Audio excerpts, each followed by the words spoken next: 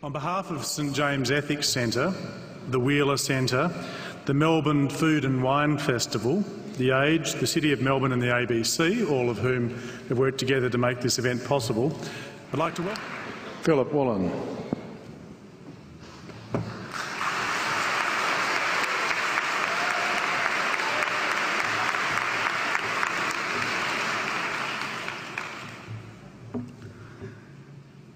King Lear, late at night on the cliffs, asks the blind Earl of Gloucester, "How do you see the world?"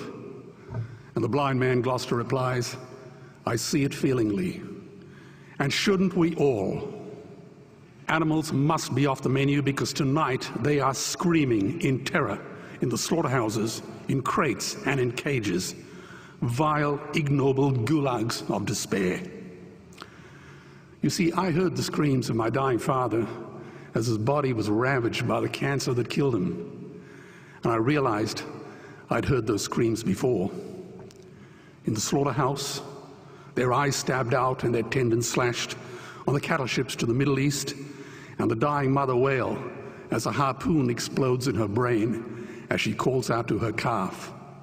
Their cries were the cries of my father. And I discovered that when we suffer as equals.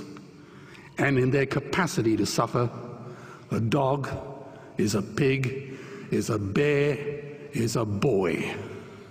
Meat today is the new asbestos, more murderous than tobacco. CO2, methane and nitrous oxide from the livestock industry are killing our oceans with acidic, hypoxic dead zones. 90% of small fish are ground up into pellets to feed to livestock. Vegetarian cows today are the world's largest ocean predators.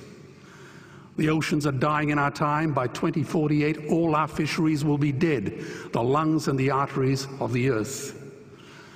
Billions of bouncy little chicks are ground up alive simply because they are male. Only 100 billion people have ever lived. 7 billion people live today. And yet we torture and kill 2 billion sentient living beings every week. 10,000 entire species are wiped out every year because of the actions of one. And we're now facing the 6th mass extinction in cosmological history. If any other organism did this, a biologist would call them a virus. It is a crime against humanity of unimaginable proportions. But happily, the world is changing. 10 years ago, Twitter was a bird sound.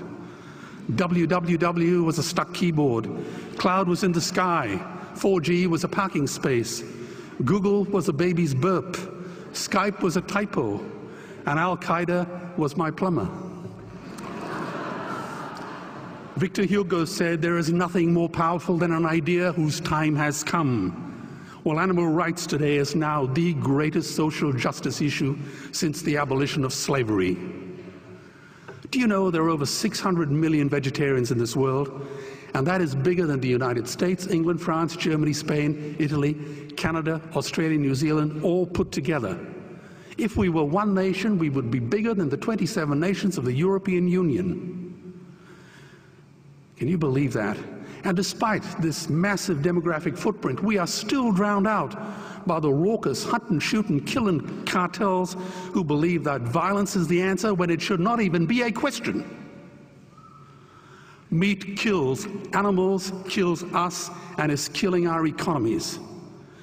Medicare has already bankrupted the United States. They will need $8 trillion invested in Treasury bills just to pay the interest, and they have precisely zero. They could shut down every school, Army, Navy, Air Force, Homeland Security, Marines, CIA, and FBI, and they still will not have the money to pay their doctor bills.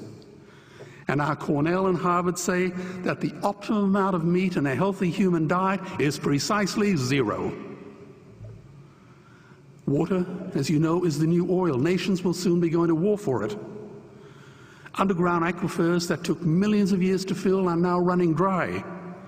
It takes 50,000 liters of precious drinking water to make 1 kilo of beef. Today, 1 billion people are hungry. 20 million people will die from malnutrition. Cutting meat by only 10% will feed 100 million people, and eliminating meat will end starvation forever. If everyone ate a Western diet, we would need 2 planet Earths to feed us. We've only got one, and she is dying. Greenhouse gas emissions from livestock is 50% greater than transport, as Peter said. Cars, trains, buses, ships, lorries, the whole lot. And as I travel around the world, I see poor countries who sell their grain to the West while their own children starve in their arms. And the West feeds it to livestock so we can eat a steak? Am I the only one who sees this as a crime? Believe me, every morsel of meat we eat is slapping the tear-stained face of a hungry child. When I look into her eyes, do I remain silent? The earth can produce enough food for everyone's need, but not enough for everyone's greed. We are facing the perfect storm. If any nation had developed weapons that could wreak such havoc on the planet, we would launch a preemptive military strike and bomb it back into the Bronze Age. But it's not a rogue state, it's an industry. The good news is we don't have to bomb it. We can just stop buying it. Sir George Bush was wrong. The axis of evil does not run through Iraq, Iran, or North Korea. It runs through our dining tables. Weapons of mass destruction are our knives and forks. Our proposition is the Swiss Army knife of the future. It solves our environmental, water, human health problems and ends cruelty forever.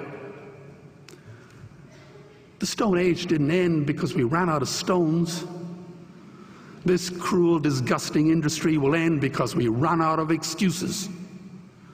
Meat is like the 1 and 2 cent coins. It costs more to make than it's worth. And I come from the bush. Farmers are the ones with the most to gain.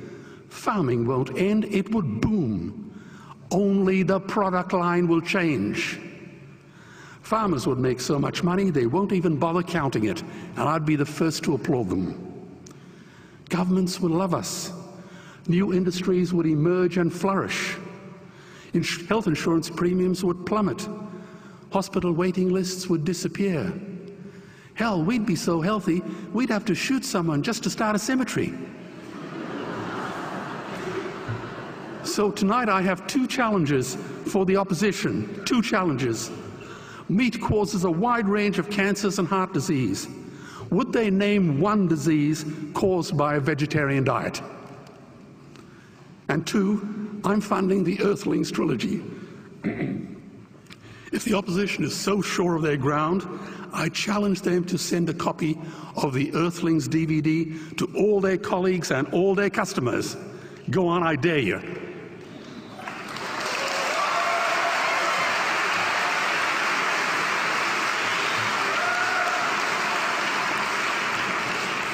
Animals are not just other species, they are other nations, and we murder them at our peril. The peace map is drawn on a menu. Peace is not just the absence of war, it is the presence of justice. Justice must be blind to race, color, religion, or species. If she's not blind, she will be a weapon of terror. And tonight, there is unimaginable terror in those ghastly Guantanamos we call factory farms or slaughterhouses. Believe me, if slaughterhouses had glass walls, we wouldn't be having this debate tonight. You see, I believe another world is possible. And on a quiet night, I can hear her breathing. Let's get animals off the menu and out of these torture chambers. Please vote tonight for those who have no voice. Thank you.